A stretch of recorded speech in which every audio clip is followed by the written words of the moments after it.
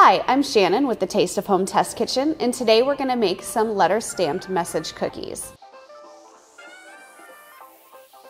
I'm going to start with a dough that I've chilled for about 30 minutes so that it's easy to handle and nice and sturdy. When you're looking for a dough to use for a recipe like this, you want to make sure it doesn't have a lot of leavening agents in it. This dough doesn't have any baking soda or baking powder in it. It also uses confectioner's sugar instead of regular granulated sugar so that it won't spread. In order for the cookies to hold your message, you want to make sure it's not going to puff up or spread out and lose its shape. I'm going to take a little bit of flour. And I like to work on wax paper as well, so you don't need as much flour. Just a little bit of flour with my dough. And we want to roll this out to about a 1/4 inch thickness.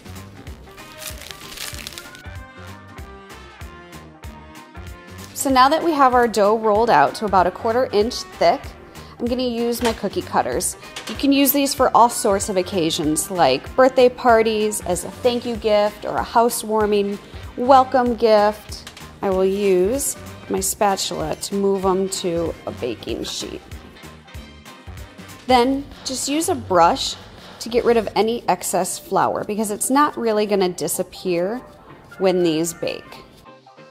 Now the stamps that I'm using, we got these online and they come in this little bag. They have all sorts of letters, numbers, symbols, and then you just string your words together.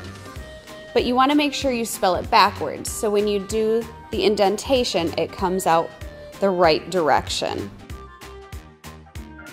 And then when you pull the stamp out, you want to pull straight up so you don't distort any of the letters. So after you get your cookies stamped, you just want to bake them off and cool them completely.